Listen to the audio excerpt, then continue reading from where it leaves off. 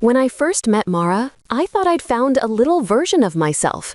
She had that same eager spark I once had, the kind that makes you arrive early, stay late, and believe that hard work alone could earn you respect. I'd been promoted to senior operations manager at Devlin & Co. barely 6 months earlier, and my boss asked me to take her under my wing. "She's sharp," he'd said, "but green. You'll be a good mentor." I agreed without hesitation. It felt good to be trusted with someone's growth, especially when I'd fought tooth and nail to reach my own position. I never imagined that within a few months, that same bright-eyed assistant would turn my work life into a quiet battlefield. It started small, subtle things. An email not forwarded, a meeting invite that mysteriously went missing, files that didn't make it to the drive on time. At first, I brushed it off. Mistakes happen, I told myself. Everyone adjusts differently under pressure. When you're mentoring someone, you give them grace. But grace turns to suspicion when mistakes happen too often and always at your expense. The first real hit came during the quarterly budget review. My boss, Patrick, had asked for updated cost projections by Wednesday morning. I sent everything Tuesday evening, CCing Mara as usual so she could observe the process. The next day, Patrick called me into his office, brows furrowed. "Amelia," he said, "I didn't get your projections. We needed those numbers this morning." I froze. "I sent them last night, around 8. You should have received them." He turned his screen toward me. No email. I opened my laptop right there, pulled up my sent folder, and sure enough, there it was, addressed correctly, time-stamped. I frowned. "It's here, sent to your address." Patrick nodded slowly, scrolling through his inbox again. "Maybe a server glitch. No harm done this time. Just make sure we have backups moving forward." I apologized and left, but my gut churned. That night, I double-checked the email trail, and that's when I noticed something strange. The email had an attachment labeled Q1 Projection Updated, but when I clicked on it, the file was blank. My original file had data. This version didn't. I hadn't uploaded an empty document, but someone with access could have replaced it. My shared drive showed recent activity. The timestamp? 10 minutes after I'd sent it. There were only 2 people with editing rights, me and Mara. I wanted to believe it was an honest mistake, but deep down, something shifted. I began to watch her more closely. The way she lingered at her desk after I'd left, the glances she'd exchange with Patrick in meetings, the 2 sweet compliments that came right after something went wrong. "You handle stress so well, Amelia. I don't know how you do it." One afternoon, I overheard her talking to another assistant near the break room. "Amelia's brilliant, but she's overwhelmed," she was saying, voice dripping with sympathy. "I've been helping her keep up. She's got a lot on her plate." I stood there, frozen behind the corner, my coffee cooling in my hand. That was the moment the warmth inside me turned cold. She wasn't admiring me, she was framing me, slowly, quietly, carefully. The following weeks became a blur of near misses. A client report went missing, a supplier email thread was accidentally deleted, and somehow every problem traced back to me. "You must have forgotten to send it. Maybe you misplaced the file. Don't worry, it happens to everyone." Always the same tone, gentle, helpful, innocent.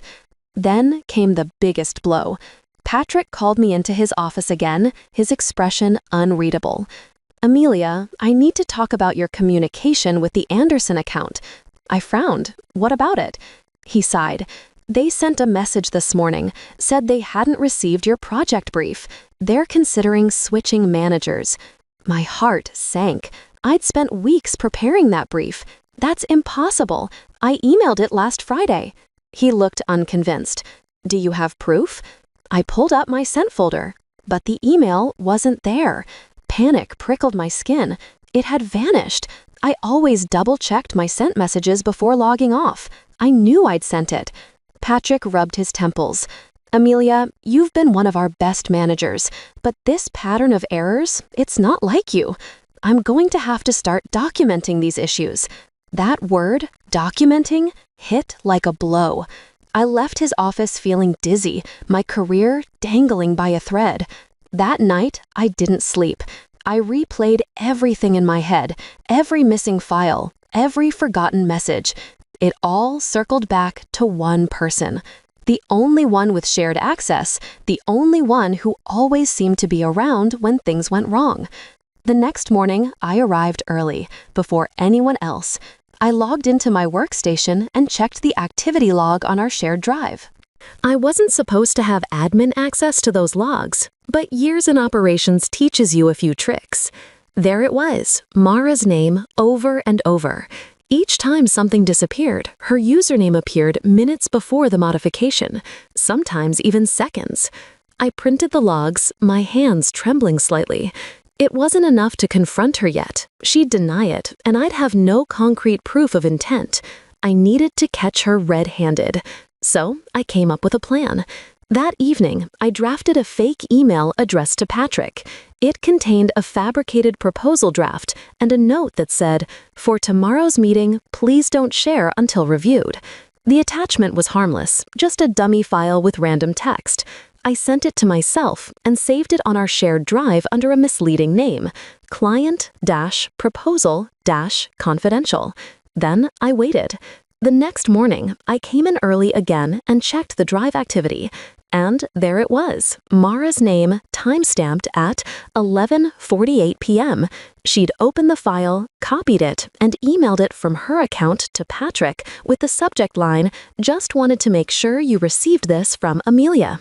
I stared at the screen, my pulse pounding. She'd fallen right into the trap. She wasn't just sabotaging me, she was trying to replace me, to prove she was the more reliable one. I didn't confront her immediately. I wanted her to keep digging her own hole. Over the next few days, I CC'd her on every single email, from meeting summaries to project updates to internal memos. Everything. I even started adding a few strategic lines, subtle but deliberate. Following up on the Anderson brief I sent last week, or, as confirmed in my last message. I knew she'd read them. Then I crafted my final move, a single email that would end the game entirely. It looked innocent, a CC'd note to Patrick and HR, titled, "Team Workflow Clarification." The body read, "Hi Patrick, hi Lydia. Just wanted to clarify that all future correspondence regarding project updates will include Mara for transparency. There have been a few instances of miscommunication lately, and I believe this will help ensure accountability on both sides. I've attached logs that show some recent file edits for context. The logs were real, including the ones that showed her accessing my files after hours. I sent it late in the evening, when I knew she'd see it first." The next morning, Mara came into the office pale and wide-eyed. She didn't look at me. She went straight to her desk and sat frozen, typing furiously. A few minutes later, HR appeared at her cubicle. Lydia, our HR manager, asked her to step into the conference room. They were gone for nearly an hour. When they came out, Mara's eyes were red and she was holding her resignation letter. She walked past me without a word. Patrick called me into his office later. He looked at me for a long moment before saying quietly, "You handled that with more grace than most would have." I shrugged, but inside, I felt both relief and sadness. I'd once wanted to mentor her. I'd believed in her. But some people see kindness as weakness and trust as a weapon. In the weeks that followed, things went back to normal. The tension in the office lifted. Deadlines were met. Emails arrived on time. But I'd learned something about the quiet kind of revenge, the kind that doesn't shout or destroy, but simply reveals. Mara's replacement, a young man named Dean, joined a month later. He was nervous on his first day, fumbling with his paperwork.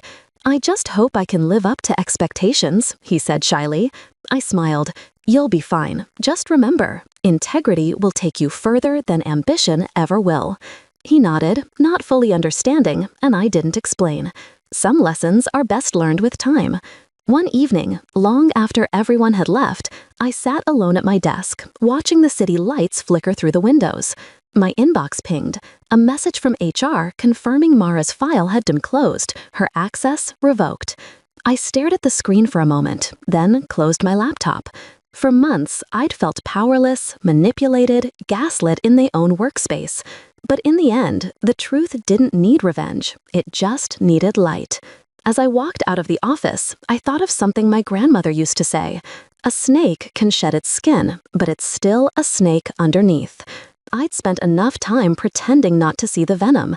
Now I'd learned how to recognize it and how to let it destroy itself. You've just stepped into her revenge side, where every wound finds its justice, and every silence ends with truth. If her story struck a chord, make sure to like, share, and subscribe. Your support keeps these stories alive. Another secret waits in the next video. See how her revenge begins.